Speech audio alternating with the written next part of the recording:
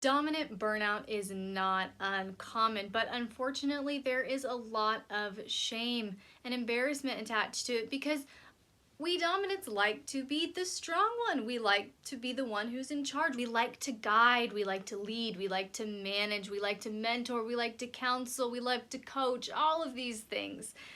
However, all of that mental and emotional investment can really start to take a toll. So today, my patrons have voted on this topic because you are not alone, okay? We've got some dominants and switches in my community who are right there with you, who are burnt out, who are weary, who feel tired, yet who still love their role as a dominant, who still love playing as a dominant, who still love operating even throughout their vanilla life as a dominant. So how do we manage it? How do we manage such a strong, authoritative headspace with so much responsibility that we truly do enjoy without letting it cross the line into something destructive that will burn us out and actually steal our joy and steal our pleasure? Well, keep watching because today I'm answering that very question.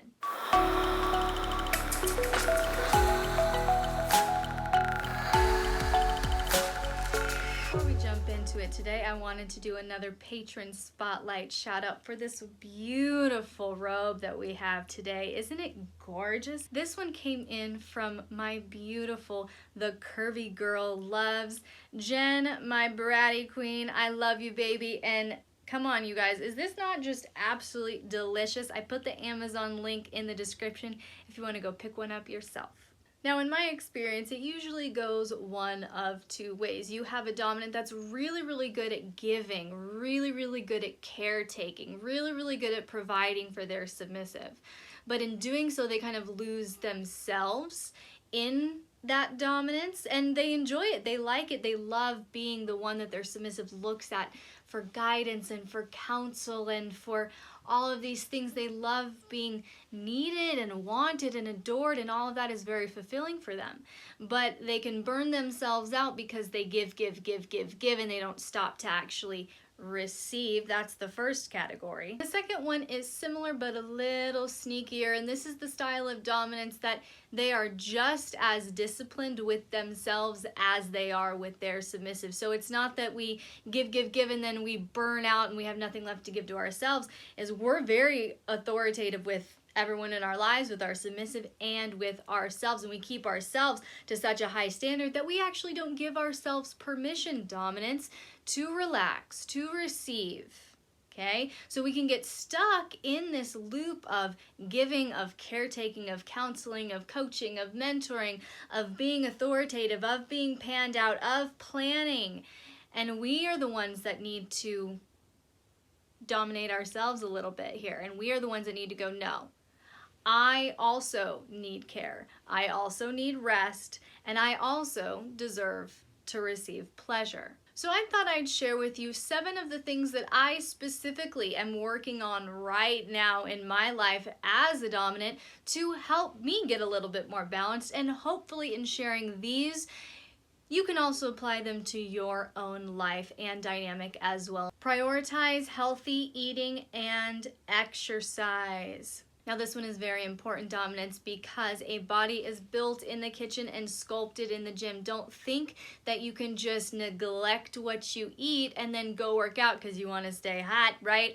It's not going to work. You're going to just wear down your muscles, wear down your tissues. You need to be investing in your health. You need to be eating well. You need to be eating regularly, dominance, for those of you workaholics who don't stop enough to eat, you know what I mean? You need to stop, you need to have snack breaks, etc. So you need to make sure that you are fueling your body on a normal basis and that you're also keeping your body active and healthy, whether it's just a normal stretching practice with some yoga, or if you go for a run a couple times a week, you go to the gym, whatever serves you. Even if it's, you know, acro yoga with your submissive, wonderful. But no matter what you do, just make sure it's an investment in you. You won't be able to give anything if you're weak and you're weary and you're tired and you're exhausted and you're drained. You know what I mean? You can only give out of what you have. So make sure that you have enough strength to give out. Incorporate daily mindfulness. Now, this can be meditation or prayer or just a gratitude practice, journaling, etc. Whatever you choose, whatever serves you the best. This is important because focus and prioritization is crucial when it comes to self-care, because there are a million other things, your submissive included, vying for your attention. And so you need to look at yourself as a priority. Yes, your submissive is a priority, but in order to give to your submissive dominance, you've got to take care of yourself.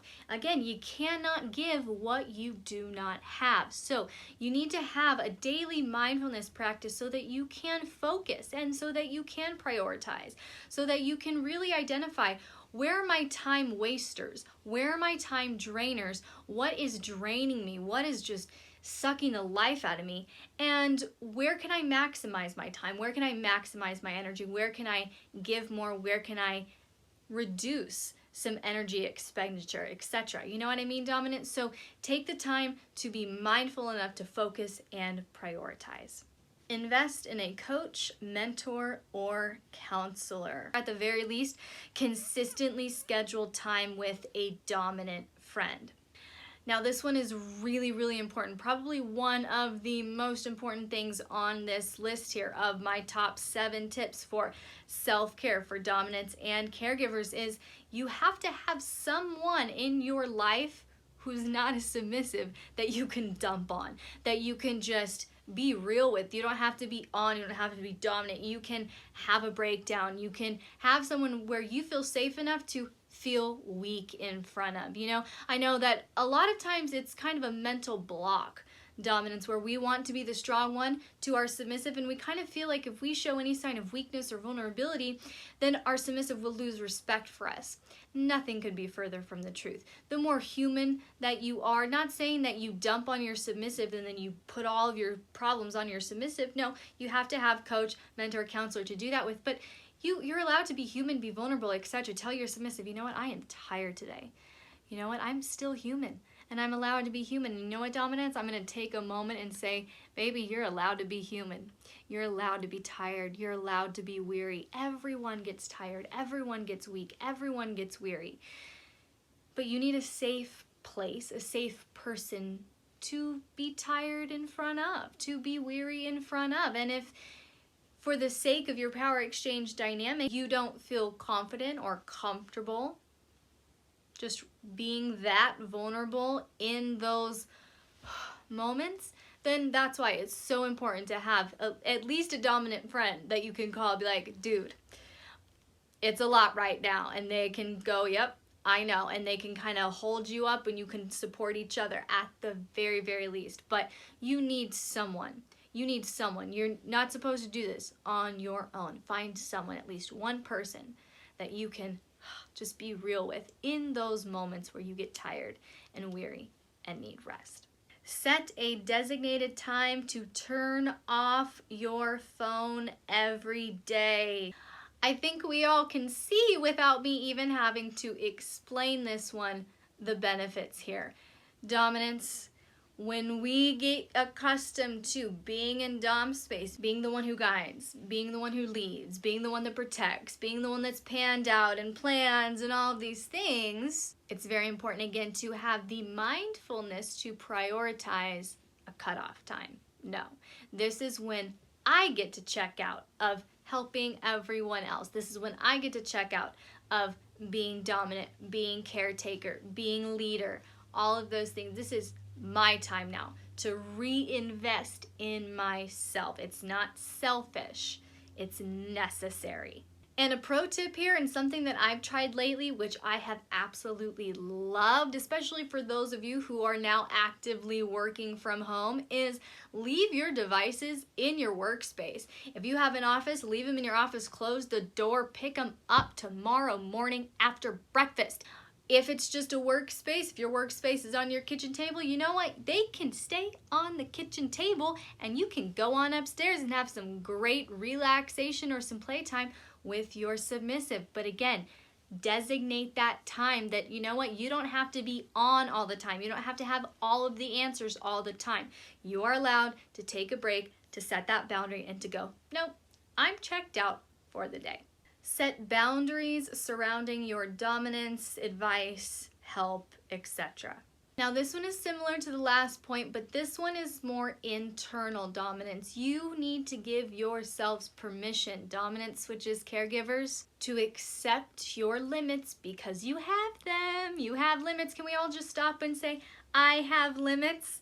I'm not a robot and I have limits, okay? You have limits, okay? And you need to accept those limits with grace and compassion. There's nothing wrong with you if you hit the wall. You hit the wall. You're a human, okay?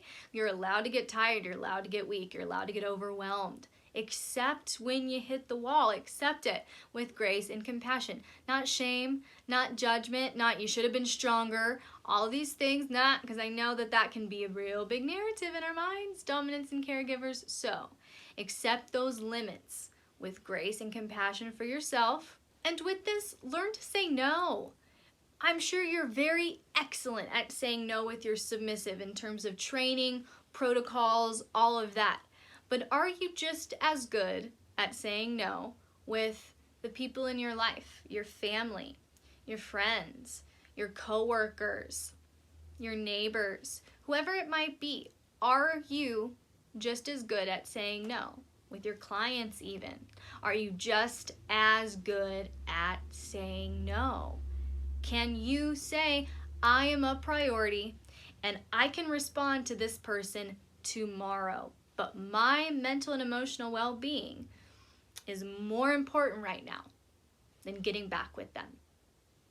Do you have the ability to do that? If not, I would highly recommend that you work on that. This is a big one. Accept those limits and adhere to those priorities, and you are a priority. Be vulnerable with your submissive about your own needs. Now, we touched on this earlier in the video, how being vulnerable does not make you weak. It actually will bond your submissive to you, revealing your humanness to your submissive. They'll feel, oh, they have these moments too. They're human too. And it will make them feel safe to get more vulnerable with you in turn, and it'll just bond you together. So being vulnerable, nothing wrong with that. But when it comes to being vulnerable with your submissive about your own needs, this more has to do with trust. Trusting that your submissive truly, truly, truly enjoys serving you. They love it. They love serving. They love giving. They love being able to take something off of your plate. They love it. That's one of the biggest allures to them. So you need to really, really trust that you being a little bit more demanding some days, you requiring something different of your submissive, more in accordance with your needs versus their desires, that doesn't make you selfish. And you have to trust that your submissive wants that, desires that, and is willing to adapt to that and to move with you. And like I said before, you have to trust that your vulnerability will actually bond your submissive to you, that they're not going to view you as, oh, they can't even manage themselves. How can they manage me? No, they're going to see they're human too. Oh, so I can be human, you know? And it will probably make them feel softer, more empathetic towards you, not judgmental in any way. So again, trust that your submissive is there to serve you and to take some of these things off of your plate because they love you and they genuinely enjoy it. And to this point, dominance, if you are coupled with a switch, don't be afraid to request a scene that you are not in charge of, okay? If you are also a switch, dominance, caregivers, and you are coupled with the switch, trust that they like to switch as well. Trust that they enjoy something other than subspace. And that's a beautiful way that maybe they can serve you in a different capacity. And finally, practice delegating tasks and asking for help.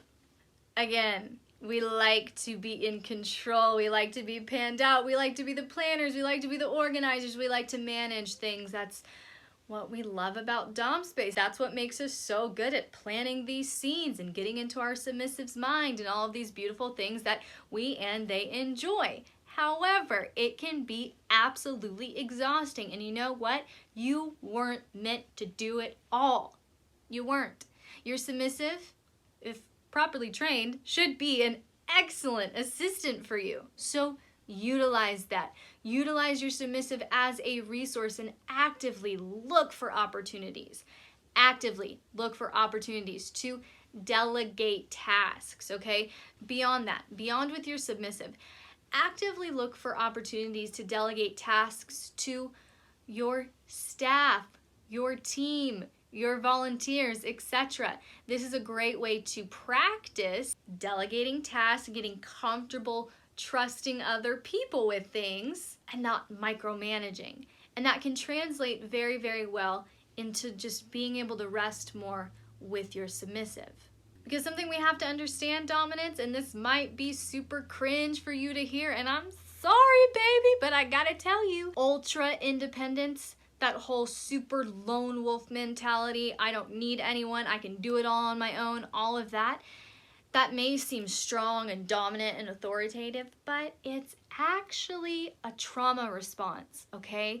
And so that should be kind of like a red flag. Ooh, I might want to do some digging with that counselor that I mentioned earlier, okay? So dominance, you might be operating in your dominant space for really beautiful, great, healthy reasons. You could be operating in dominant space out of a trauma response. Or you could be doing a little bit of both. And you could be a little bit out of balance because you're trying to do it all yourself. So really at that point, it's just about getting more balanced. You can still be dominant, you can still be a leader, you could still be the one who guides and the one who has authority and the one who's panned out and plans and all of that. But you can also accept that, you know what, I can't do it all. I'm human. I'm accepting my limits with grace and with compassion, and I'm practicing trusting my submissive and other people in my life to take some of this off my plate because I am also a priority.